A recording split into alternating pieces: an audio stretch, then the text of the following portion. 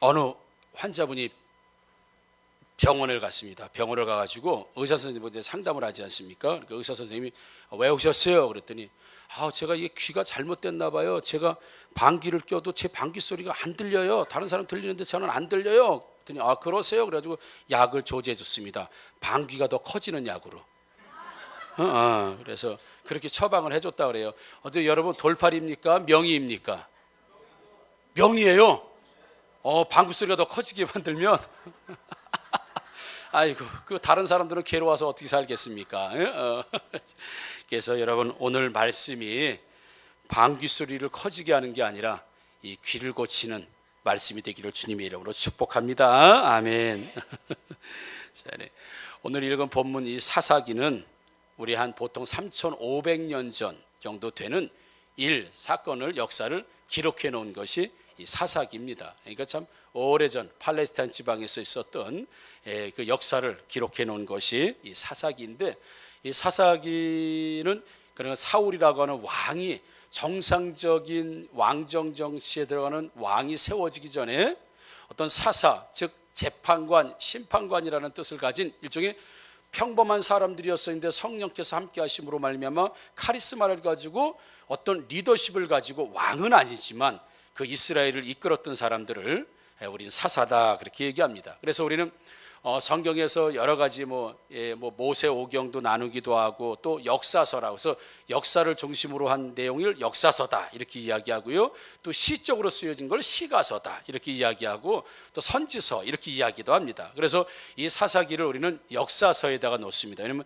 이스라엘의 쭉 역사를 기록한 곳이기 때문에 역사서로 놓는데, 정작 유대인들, 이스라엘 사람들은 역사서로 놓지 않고요, 예언서로 놓습니다. 이 사사기를. 왜냐하면 역사라는 것이 뒤를 돌아다 보는 게 역사 아니겠습니까? 그런데 이 사사기를 예언서로 보는 겁니다. 그러니까 이 사사기를 통해서 앞을 보자라고 하는 의미가 훨씬 더 크죠. 여러분, 오늘 사사기가 3,500년 전에 있었던 일을 기록하고 있지만 우리 인생의 앞날을 바라볼 수 있는 날 되기를 주님의 이름으로 축복합니다. 아멘. 상대적 박탈감이다라는 게 있어요. 상대적 박탈감. 그래서 다른 사람만큼 살 수 없는 걸 보고 느끼는 굉장히 괴로운 감정, 이게 상대적 박탈감이죠, 여러분. 그래서 어떤 상대적 박탈감은 비교하는 사람에 따라서 좀 달라지죠. 나하고 이렇게 차이가 나는 사람을 보게 되면 상대적 박탈감을 훨씬 더 많이 느끼게 되는 거죠. 여러분, 예를 들어서 어떤 사람이 소득이 올라갔어요. 수입이 늘어났습니다. 수입이 늘었는데 나하고 친한 사람, 나하고 가까이 지난 사람들은 나보다 수입이 더 많이 늘어났어요. 그럴 때 수입이 늘어났음에도 불구하고 상대적 박탈감을 느끼고 굉장히 괴로워하죠. 그러니까 정상적인 부부, 잘 살던 부부도 부부 모임을 하고 하면 다녀오면 싸우는 경우가 있습니다. 왜요? 다른 남편은 돈도 잘 벌고 멋있고 예를 매너도 좋고 막 그런 건데 우리 남편은 왜 이렇게 그래서 오면서부터는 상대적 박탈감에 괴로워하는 아내들도 있을 거고, 또 반대로 그런 남편들도 있을 수 있다 이거죠. 우리 교회에서 담임 목사에게 상대적 박탈감을 주는 분들이 있습니다. 이석진 집사님, 김도훈 집사님, 김진걸 성도님, 이연범 성도님, 다 자식이 3명이야. 나만 하나야. 김숙경 성도님, 다 나에게 상대적 박탈감을 줘요. 애들이 그냥 이렇게 있는 거 보면 얼마나 부러운지 몰라요. 나도 셋넷은 낳았어야 되는 건데, 낳았어야 되는 거나. 하나만 출산하다 보니까 나중에 크니까 이 자녀들 많은 집들 보면 상대적 박탈감, 이런 거. 이게 어느 비교를 하게 되면 내가 좀 부족하다, 연약하다 하면 느끼는 경우가 많죠, 여러분. 전에도 한번 좀 말씀을 드렸지만 어느 아내가 동창에 갔다 왔다 그러죠. 동창 모임을 갔다 와가지고 화가 못 들으신 분이 계실지 몰랐기 때문에 얘기하는 거예요. 그래서 화가 많이 난 거예요. 막 설거지할 때 우당탕탕 막 신경질나는 거예요. 남편이 왜? 우리보다 더 잘 사는 친구가 많아? 몰라. 이래. 또 왜 남편이 나보다 더 잘생겨서 모르니까 시끄러워 막 그러고 막 하는 거예요. 여보 기분 풀어. 그리고서 백허그를 쫙 이제 했죠. 그랬더니 막 하면서 에이씨 나만 남편 있어. 그래가지고 그랬다 그러죠, 여러분. 이거 백허그한 남편 얼마나 괴롭겠습니까? 동창회 나갔더니 나만 남편 있어. 이건 상대적 박탈감은 아니겠죠. 예. 여러분, 그래서 사람은 누군가하고 비교하면 굉장히 자기가 초라해진다고 느낄 때가 굉장히 많습니다, 여러분. 오늘 본문에 등장하는 이 기드온이라는 사람도 그 상대적 박탈감에 시달리면서 살았던 사람 중에 한 사람입니다, 여러분. 이스라엘이라는 약한 나라의 소속 자기가 국민이죠. 이스라엘이라고는 자기 자국과 미디안이라고 하는 어마어마한 군사를 가지고 경제를 가지고 힘을 가진 나라와 비교하니까 참 인생이 힘들어지는 거예요. 예, 저 잘난 나라, 저 강한 나라, 저 나라한테 늘 침범당하고 괴롭힘당하는 이스라엘 사람이라고 하는 그 나라적인 나라를 가지고 있는 상대적 박탈감, 또 자신의 집과 다른 집을 비교하면서 느끼는 상대적 박탈감. 그래서 우리 사사기 6장 15절에 그러나 기드온이 그에게 대답하되 오 주여 내가 무엇으로 이스라엘을 구원하리니까 보소서 나의 집은 므낫세 중에 극히 약하고 나는 내 아버지 집에서 가장 작은 자니이다 라고 하면서 자기의 가문은 모든 가문들 중에서 가장 약하고 자기 집은 다른 사람들에게 비해서 자기 집은 굉장히 약하다라고 하면서 다른 지파, 다른 가문, 다른 과정과 비교하면서 굉장히 자기 상대적 박탈감에 시달리면서 살고 있는 사람들도 있죠, 여러분. 우리 살아가면서 여러분 상대적 박탈감에 시리에 별로 살고 싶지 않고 굉장히 우울한 감정 아마 느꼈을지도 몰라요. 동창회 딱 갔습니다. 오래간만에 동창 모임에서 딱 갔는데 나는 버스 타고 갔는데 동창들은 좋은 고급차 딱 타고 오면 내가 다음부터는 여기 오지 말아야지. 그리고 나서 막 남편 자랑하고, 예, 막 차 자랑하고, 자식 자랑하고, 미모 자랑하고, 맨날 뭐 미용보 자랑하고 막 그러면 기가 죽어가지고 다음부터는 거기 가고 싶지 않지, 여러분. 그래서 집을 큰 걸 사거나 차를 좋은 걸 사거나 자식이 명문대를 가면 가장 가고 싶은 데가 동창회예요. 빨리 가서 자랑하고 싶어가지고 빨리 없던 모임도 만들죠. 우리 한번 뭉치자 막 해가지고 자랑하고 싶어서. 우리 그래서 상처받는 경우가 굉장히 많아요, 여러분.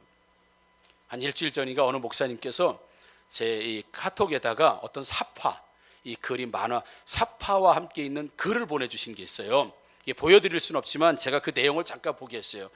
어떤 11층에 사는 여자가 자기 신세를 비판하고 비관하면서 11층에서 투신을 했습니다.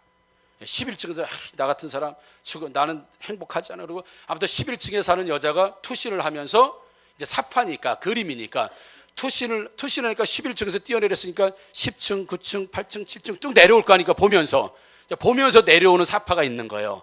11층 딱 뛰어서 10층 보니까 제가 그냥 읽어드릴게요. 10층을 보니까 금술이 좋기로 소문난 부부가 싸우고 있어. 자기가 떨어지면 10층을 보니까 금술 좋기로 유명했던 부부가 지금 싸우고 있는 거야, 창문을 통해서. 그래서 9층으로 떨어지면서 밝고 유쾌하고 잘 웃던 남자가 우는 것을 보았고, 8층으로 떨어지면서 남자들 앞에서는 부끄러워서 말도 못하던 여자가 바람을 피우고 있었고, 7층으로 떨어지면서 보니까 건강하기로 소문난 여자가 약을 먹는 것을 보았고, 6층으로 떨어지면서 보면서 돈 많다고 자랑하던 사람이 신문에 구직 광고를 보고 있었고, 5층으로 떨어지면서 보니까 듬직하고 씩씩했던 남자가 여자 속옷을 입는 것을 보았고, 4층으로 떨어져 보니까 닭살 커플로 엄청 사랑했던 여인이 헤어지자고 싸우는 걸 보았고, 3층으로 떨어지면서 보니까 여자에게 엄청 인기가 있던 남자가 혼자 방바닥에 뒹굴거리는 걸 보았고, 2층을 떨어지며 보니까 이혼하고 남편을 욕하던 여인이 남편을 그리워하는 것을 보면서 1층에서 떨어져 죽었다. 이런 내용이에요. 근데 이게 끝이 아니에요, 여러분. 11층에서 뛰어내리기 전에는 내가 가장 세상에서 불행하다고 생각했는데 지금 보니 사람마다 사정과 어려움은 누구나 다 있었다. 이렇게 끝나요. 그리고 나는 죽었다. 그런데 자기가 10층서부터 쭉 봤던 사람들이 1층으로 전부 사람이 죽었으니까 몰려 나오면서 다들 나를 보면서 에이그 저 사람 보고 내가 살아야지. 그리고 다 들어갔대요. 뭐 굉장히 의미 있는 이야기죠, 여러분. 자기가 제일 비참한 인생이라고 생각해서 11층에서 뛰어내려 죽었는데 그 고통스럽게 살아가는 남들 보기엔 괜찮지만 막상 삶으로 들어가다 보면 참 힘든 삶을 살았던 사람들이 나와서 그냥 자살한 그 사람을 보고 에휴, 나는 저 사람 보고 살아야지. 저렇게 죽는 사람도 있는데 라고 하면서 자기를 보고 쯧쯧거리고 살 용기를 가지고 들어갔다, 이런 얘기를. 뭘 얘기하는 겁니까 여러분? 누구나 웃고 지나고 또 행복해처럼 보이고 하지만 속사정으로 들어가다 보면 상대적 박탈감을 느낄 만큼, 우리가 그렇게 느낄 만큼 모두 다 그렇지 않다고 하는 것을 우리에게 말씀해 주고 있죠. 11층의 여자처럼 살았던 의식 속에서 살았기 때문에 우리 기드온의 그 행동을 우리는 면면히 살펴볼 수가 있습니다. 6장 11절이죠. 여호와의 사자가 아비에셀 사람 요아스에게 속한 오브라 이르러 상수리 나무 아래 앉으니라. 마침 요아스의 아들 기드온이 미디안 사람에게 알리지 아니하여 밀을 포도주에 타작하더니, 여러분 밀타작은 넓은 마당에다가 멍석을 쫙 깔아놓고 마차를 움직이면서 마차 바퀴로다가 으깨거나 아니면 도리깨질이라는 것을 해서 막 두들겨 패서 누구도 이 곡식을 타작하는 걸 숨어서 할 수는 없습니다. 그래서 우리가 어렸을 때도 보게 되면 농촌에서 큰 마당에다가 곡식을 깔아놓고 도리깨질을 하고 그렇죠, 막 곡식을 찢고 이런 모습, 동네방네 소문을 나면서 하지 않을 수 없는 것이 바로 이 밀타작입니다. 보리타작이라고 하는 것이요. 그런데 이 보리타작, 밀타작을 마당에서 하지 못하고 그저 포도즙을 짜는 조그만 항아리, 조그만 틀, 거기다가 곡식 몇 개 넣고 절구로 콩콩콩콩 찢고 있는 이 기드온의 모습을 오늘 볼 수 있다는 거죠. 왜 그렇습니까 여러분? 옆나라 미디안이라는 나라가 오면은 곡식을 다 뺏어가고 재산을 다 뺏어가고 토지를 다 황폐하게 만드니까 그 미디안이 무섭고 또 이웃이 무서워서 지금 숨어서 밀 타작하는 곳에 지금 곡식을 타작하고 있는 모습을 볼 수, 타작도 아니죠, 그냥 방아 조금 찢고 있는 이런 모습을 보죠.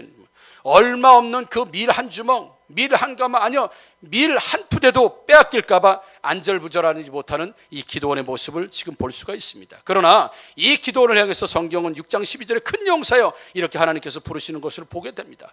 그러면서 하나님은 기드온을 점점 설득해 나가시는 것을 볼 수 있죠. 용기를 주시죠. 힘을 주시죠. 오늘 본문에서도 하나님께서 힘을 주십니다. 이길 수 있다고, 너는 잘할 수 있다고 힘을 주시고 용기를 주시는 결정타를 오늘 읽은 본문에서 이제 기드온이 진짜 하나님의 용사로 싸울 수 있는 결정적인 힘을 줄 수 있는 결정타를 날리시는데, 그것이 뭐냐면 너 미디안 사람, 지금 이스라엘 백성들과 함께 싸우려고 지금 준비하고 있는 미디안 진영으로 너 한번 가봐라. 그래서 너 혼자 가기 어려우면 항상 눈을 부릅뜨고 잘 보는 부하를 데리고 가라 라고 해서 그 부하를 데리고 가지요. 가서 들어보니까 미디안 군대의 두 군사가 대화를 하는 걸 이 기드온과 그의 부하가 듣게 되죠. 무슨 대화입니까? 야, 내가 어제 말이야 꿈을 꾸는데 내 꿈속에서 웬 보리떡 한 덩어리가 막 굴러오더니 우리가 자고 있는 막사, 우리가 자고 있는 진영에 이 굴러오니까 막사가 다 쓰러지고 완전히 엉망진창이 되고 막 초토화되는 거야. 나 이런 꿈을 꿨어. 너무 신기해, 이상해, 찝찝해. 그래도 옆 친구가 들으면서 야, 그거는 그 보리떡은 기드온이야, 기드온. 요아스의 아들 기드온이라고 하는 사람인데 그 기드온의 칼이야. 이제는 우리는 끝장난 거야. 이런 두 사람의 미디안 군사가 하는 이야기를 기드온이 듣게 되죠. 여러분, 미디안 군인이 보리떡 한 덩어리가 미디안 진영으로 글러들어와 한 장막에 이르러 그것을 쳐서 무너뜨려 위쪽으로 엎으니 그 장막이 쓰러지더라 라고 하는 한 군사의 이야기를 듣고 다른 군사가 듣고 있는 병사가 그것은 보리떡이 아니라 기드온의 칼이라, 보리떡이 아니라 기드온의 칼이라, 이렇게 지금 말해주고 있는 얘기를 기드온은 들었다고 하는 거죠. 누가 어떤 일을 했습니다. 목사님 이거 잘했죠? 딱 보, 참 일 개떡같이 해놨네. 잘했다는 거예요? 못했다는 거예요? 못했다는 겁니다, 여러분. 잘했다는 거예요? 참 아멘 개떡같이 하네 진짜. 개떡같이 했다는 게 좋은 거예요, 나쁜 거예요? 나쁜 거예요. 일 참 개떡같이 해놨네. 그러면 일 못했다는 거예요. 하나만 안 하는 거예요. 막 얘기하는데 그 개떡 같은 소리 하지 말고, 이거는 뭐야, 들을 만한 가치도 없을 때 그런 이야기 하죠. 여러분 지금 보리떡이 개떡입니다. 우리 어르신들 배고팠을 시절에 먹던 떡이 무슨 떡이에요? 개떡이에요. 보리개떡. 그렇죠? 쌀겨 이런 거는 개떡. 그래서 죽지 못해서 먹는 음식 개떡. 어쩔 수 없이 먹는 음식 보리떡 말이죠. 보리빵 이런 거 생각하면 안 됩니다. 짐승도 같이 먹을 수 있는 음식 개떡. 그게 지금 기드온이 보리떡이라고 본문에 등장하는 보리떡이 무슨 떡이냐면 우리가 먹었던 그런 개떡이란 말이에요. 참 개떡까지. 그래서 아주 보잘것없고 아주 볼품없고 말 가치가 없는 걸 얘기할 때 우리는 개떡이라고 얘기합니다. 여러분. 참 일 개떡같이 해놨네. 개떡 같은 소리 하지 말고 그냥 그렇게 이야기하죠. 여러분. 그래서 지금 기드온의 보리떡이라고 하는 것이 우리로 말하면 개떡인데, 서민 중에서 서민이 먹는 음식, 서민 중에서 진짜 가난한 사람이 먹는 음식, 정말 죽지 않기 위해서 먹는 음식, 그게 보리떡이고 그게 개떡이라는 것이죠. 여러분 우리 하나님 안에서는 그 개떡 같았던 인생도 칼이 되는 줄 믿습니다. 여러분, 개떡 같았던 인생도 하나님이 붙들어 주시면 인생 전쟁에서 승리의 칼이 될 줄 믿습니다. 여러분, 기드온이 하나님께서 미디안과 싸워라 그래서 나팔을 붑니다. 용기를 내서 야 미디안과 싸울 사람 모여라. 나팔을 부니까 32,000명이 모입니다. 이스라엘 군세 32,000명이 모여. 그런데 32,000명도 미디안에 가면 세 발에 피해요. 안 되는 거예요. 숫자적으로 싸움이 안 되는 겁니다. 턱없이 부족한 숫자입니다. 그런데 하나님께서는 야 그 숫자도 너무 많다, 줄여라 이렇게 얘기하세요. 하나님 얼만큼 줄일까요? 300명으로 줄여라. 32,000명이 왔는데 31,700명은 돌려보내라. 300명만 남겨라. 여러분, 지금 미디안은 성경에 보니까 해변에 모래같이 많고 메뚜기같이 많은 미디안 군사들을 앞에 놓고 하나님이 300명만 남겨놔라 지금 그렇게 이야기해요. 이게 군대입니까? 300명이 군대예요? 요즘으로 하면 뭐예요? 자살특공대. 300명 이건 자살특공대 조직한 거나 마찬가지예요. 이건 군대가 아닙니다. 이건 군대가 아닙니다. 이건 작전도 아닙니다. 이걸 받아들이기라는 것은 정말 어려운 일입니다. 아니요, 불가능한 일입니다. 여러분, 32,000도 부족해서 10만은 돼야 되는데 거기서 32,000도 많으니까 31,700명 보내보내고 300명만 남겨라. 그리고 300명 남겨요. 그리고 나서 하나님께 묻습니다. 하나님 어떤 무기를 준비할까요? 칼을 준비할까요? 창을 준비할까요? 활을 준비할까요? 아니다. 창도 필요 없다. 칼도 필요 없다. 활도 필요 없다. 뭘 준비할까요? 횃불. 횃불. 항아리. 나팔. 이게 전쟁 도구가 아니죠, 여러분. 이건 뭐예요? 이건 잡도구. 이거는 전쟁 도구. 무슨 항아리를 들고 전쟁에 나갑니까? 무슨 횃불을 태워 죽이려고? 이게 전쟁 도구입니까? 이게 횃불이? 나팔이 횃불 도구인가? 고막 찢어 죽이려고? 이건 창도 칼도 활도 아니에요. 방패면 몰라요. 뭐 돌멩이면 몰라요. 항아리, 나팔, 횃불 이거 준비하래요. 그것도 인원이 많으니까 300명으로 줄여서. 기드온도 개떡 같은 사람이었습니다. 보리떡이라고 표현할 만큼 기드온도 다른 민족과 다른 지파, 다른 가문하고 비교했을 때 자는 정말 개떡 같은 사람, 누구도 주목해 주지 않는 개떡 같은 사람. 그런데 그를 붙들고 있는 하나님의 작정도 완전히 개떡이에요. 이게 작전입니까? 이게 하나님께서 하시는 작전, 여러분들에게 우리가 그렇게 지금 하나님 말씀하시면 이거 순종이 되겠습니까? 이거 마치 소설처럼 남의 얘기처럼 읽으니까 그런가 보다 라고 하는데 이게 가능합니까? 여러분, 불가능한 얘기입니다. 하나님의 작정도 완전히 개떡 같은 소리예요. 정상적인 사람이 들으면 개떡 같은 얘기입니다. 하나님의 지시 자체가 더 전쟁 무기를 준비해야 되는데 활 준비하는 게, 칼 준비하는, 창 준비하는 게 아니라 항아리 준비해라, 횃불 준비해라, 나팔 준비해라. 이건 죽으러 가는 자살특공대 하는 이야기나 똑같은데도 불구하고 하나님 그렇게 지시하셔요. 숫자 줄이라고 지시하시고. 그래서 조금 전에 말씀드린 것처럼 기드온도 정말 보잘것없는 그런 개떡 같은 인생이었지만 하나님의 말씀하시는 하나님의 작전도 명령도 말씀도 전부 개떡같이 들릴 수밖에 없는 그런 이야기였다는 거예요. 여러분, 하나님의 말씀이 우리 어떻게 들을 때는요, 진짜 개떡처럼 들릴 때가 있습니다. 말도 안 되는 말처럼 들릴 때가 있단 말입니다. 우리가 살아가면서. 여러분, 개떡 같았던 인생, 참 보잘것없었던 인생, 정말 바닥 인생, 흑수저에서도 최고 흑수저 인생, 이런 인생 한번 바꿔보려고 하나님 말씀을 들어보려고 왔는데 개떡 같은 소리가 들릴 때가 많이 있습니다.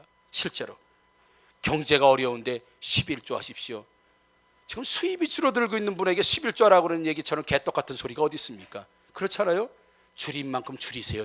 안 해도 괜찮아. 한 해 중심 받으시니까 좋습니다. 지금 드리고 싶으시죠? 그럼 됐어요. 중심. 이래야 좋은 소리지. 수입이 주는데 11조 들으세요. 이것처럼 개떡같이 들리는 소리가 없습니다. 그래서 상처받는 거예요. 몸이 안 좋은데 봉사해라 이렇게 얘기합니다. 아니, 몸이 안 좋으면 봉사하지 말고 쉬라고 그래야 되는, 몸이 안 좋은 사람에게 이 소리처럼 개떡같이 들리는 소리가 없어요. 바쁜데 기도하라고 합니다. 그것도 쉬지 말고 기도하라. 무슨 바쁜데 기도할 시간이 어디 있습니까? 바쁜 사람에게 이 얘기는 개떡 같은 소리로 들릴 수밖에 없어요. 미운데 싫은데 증오하고 있는데 용서하라고 하고 화목하라고 하고 그렇게 말하면 이 증오심에 불타는 사람에게 들릴 때는 진짜 개떡 같은 얘기로, 보잘것없는 얘기, 아무런 가치 없는 얘기로 들릴 수밖에 없다고 하는 것이죠. 여러분, 보리를 포도주 틀에 놓고 찢고 있는 자신의 모습을 보면서 한심해하고 있는 이 기도원 여러분, 그래서 언제나 이 생활 좋아질 기미가 전혀 보이지 않습니다. 뭐 약속하는 것도 없습니다. 언제까지, 어쩌면 죽을 때까지 이런 삶을, 이런 생활을 하면서 죽을지도 모릅니다.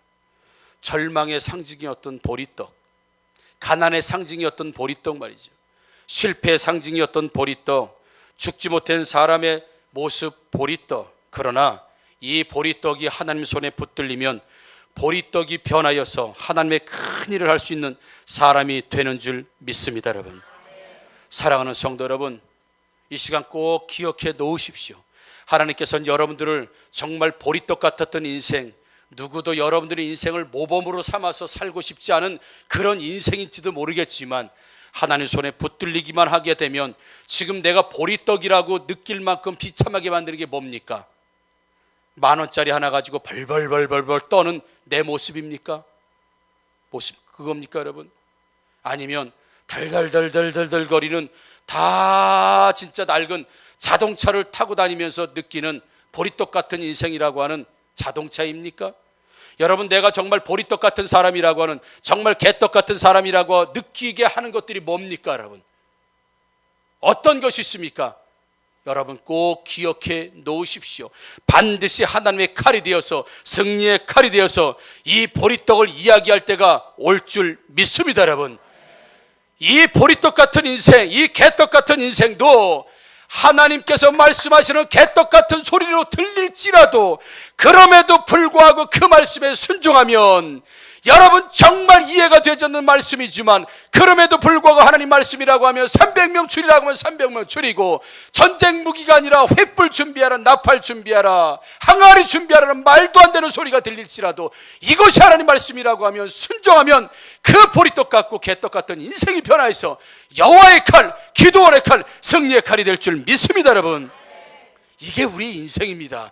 지금 보리떡 개떡이라고 하더라도 그것이 끝까지 가지 않는다는 거 여러분 기억하셔야 됩니다. 그래서 지금의 보리떡 개떡을 기억하셔야 됩니다. 내가 언젠가는 이야기할 때가 와요. 내가 옛날엔 진짜 10,000원 한 장 가지고 발발발발 떨었는데, 발발발 떨었는데 애가 뭐 사달라고 그럴 때 그때 돈이 그럴 때가 온다니까요 여러분. 그래서 오늘을 기억해 놓으시라는 겁니다. 오늘을 기억해 놓으십시오. 여러분, 내가 개떡이나 보리떡처럼 살 수밖에 없었다고 그렇게 느끼는 상황들과 처지들을 기억해 놓으십시오. 후에 이것이 간증이 될 줄 믿습니다. 여러분, 우리 교회 이름이 하학교회지요. 하학교회, 하나님이 하시는 교회. 왜 이름이 있습니까 여러분? 하나님이 하시는 교회라고 하는 이름을 늘 생각할 때마다, 그래 우리 교회는 하나님이 하셨어, 우리 교회는 하나님이 하실 거야, 그러니까 저는 빠지는 거예요. 우리는 빠지는 거예요. 왜요? 모두가 하나님이 하셨다고 고백할 수밖에 없기 때문에. 왜 하나님이 하시는 교회, 그래서 하학교회라고 이름이 됐겠습니까? 개척을 준비할 때 아무것도 없었습니다. 아무것도, 진짜 아무것도 없었습니다. 그래서 가끔 말씀드리지만 예배상 작은 거 하나, 카세트 하나, 물컵 하나, 그게 우리 예배의 전부였다고요. 전부. 그게. 그래서 그 이후에 일어나는 모든 일들은 내 힘이 아니고요, 그 가치 없는 그 작은 걸 보면서 우리 또한 보리떡이라고, 우리 또한 개떡이라고 느낄 수밖에 없었어요.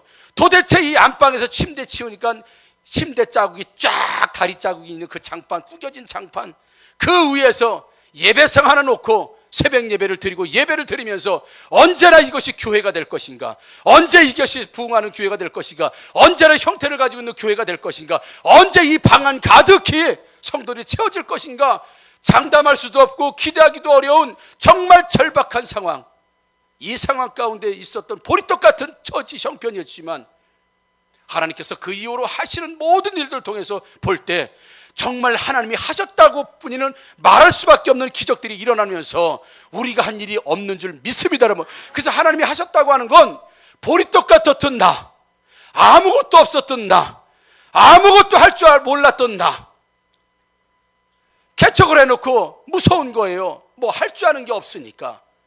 진짜 할 줄 아는 게 아무것도 없으니까 무서운 거예요. 도대체 하나님, 이 교회를 뭐로 세우죠? 시스템은 뭐로 해야 되죠? 어떻게 해죠? 성경구문 어떻게 해요? 아무것도 제가 할 줄 아는 게 없었습니다. 아무것도 없었어요. 그러니까 하나님께 무릎 꿇을 수밖에 없는, 하나님 주세요, 지혜를 주세요. 무엇으로 가르쳐야 됩니까? 무엇으로 교회를 세워야 됩니까? 어떻게 가야 됩니까? 방향이 어디입니까? 그리고 열심히 기도했더니 하나님께서 두 날개 훈련 가라, 사모와 두 날개 훈련 가라. 그래서 응답받고 간 것, 하나님의 음성 듣고 응답받고 간 것이 두 날개 훈련이에요. 그래서 가서 하나 배워서 하나 가르치고, 또 하나 배워서 또 하나 가르치고, 그렇게 했습니다. 왜요? 배운 것도 없고 가진 것도 없고 할 줄 아는 게 없었기 때문에 그렇게 했다고요. 그런데 그렇게 하나 배워갖고 와서 나도 제대로 못하면서 하나 배워가지고 와서 하나 배운 거 가지고 하는데 성도들이 변화가 일어나요. 또 하나 배우고 와서 또 하는데 또 변화가 일어나요. 또 하나 배우고서 또 하는데 변화가 일어나. 하나님이 하셨구나. 할렐루야, 여러분. 그래서 하나님이 하시는 교회, 하나님이 하시는 거예요. 내가 한 것은 없어요. 왜? 나는 원래 누구였는데? 보리떡이었단 말입니다. 개떡이었답니다. 할 줄 아는 게 아무것도 없었어요. 아무것도 없었다고요. 그런데 그 위에다가 그 보리떡을 하나님께서 주물럭주물럭 변화시켜가지고 이 목사 같은 보잘것없는 사람, 진짜 개떡같이 아무것도 내설 것 하나도 없는 사람을 하나님 세우셔서 그 보리떡을 만져주셔가지고 여호와의 칼로 쓰임받고 있는 줄 믿습니다. 우리 교회가 그래서 교회 이렇게 이름할 때마다 나는 원래 보리떡이었지, 나는 원래 개떡이었지, 나는 원래 아무것도 없었지, 그렇게 고백하고 생각할 수밖에 없다는 것이죠, 여러분. 사랑하는 성도 여러분, 하나님께서는 개떡 같은 인생, 참 보잘것없는 인생, 별 볼 일 없는 인생으로 왔을지라도 때때로는 하나님 말씀이 받아들이기 어려운 정말 개떡 같은 소리로 들릴지도 모릅니다. 그러나 거기에 축복의 비밀이 있는 줄 믿으시기를 주님의 이름으로 축복합니다. 그 개떡 같은 소리라도 잘 들으셔야 됩니다. 내가 듣기를 원하는 얘기만 듣고 나머지 버리시면 안 돼요. 만약에 기드온이 작전이라고 짜서 세상적인 작전을 짰다고 한다면 그는 전쟁에 이기지 못할 것입니다. 비상식적이지만 하나님 말씀이었기 때문에 정말 개떡 같은 소리로 알아들을 수밖에 없는 그 형편없는 작전처럼, 그 모습처럼 보였을지라도 하나님 말씀이기 때문에 그대로 순종하고 걸어갔던 이 기드온.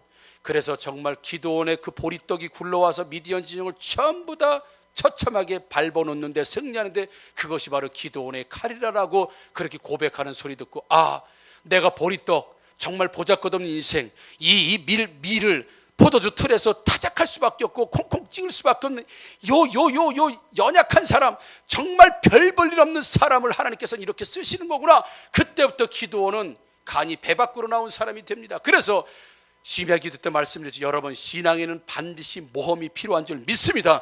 모험의 신앙이 그래서 필요한 겁니다. 나는 보리떡으로 태어났다고 해서 내가 지금 보리떡을 먹을 수밖에 없는 인생이라고 해서 계속 보리떡을 먹는 것이 아니라 하나님이 여러분들을 붙들어주시고 함께 하시게 되면, 말씀에 순종하게 되면, 정말 신앙적 모험을 감당하게 되면 그 보리떡이 변하여 찰떡이 될 줄 믿습니다. 그 찰떡이 좀 낫겠죠? 여러분, 예수님 말씀 잘 따르고 어이없는 이야기를 하더라도 들으시면 오늘 이렇게 짐승이나 먹을 수 있는 음식과 함께 먹을 수 있는 사람으로 혹시 왔을지라도 그를 통하여서 놀라운 역사, 기적의 역사, 정말 인생 반전의 역사가 하나님 안에서 일어나게 될 줄 믿으니 여러분 지금 있는 인생의 개떡 인생이 전부가 아니라는 것을 반드시 깨달으시고 여러분들과 저를 통해서 하나님께서 승리의 칼로 나팔수로 쓰임받게 되기를 다시 한번 주의 이름으로 축원합니다. 아멘. 기도하겠습니다.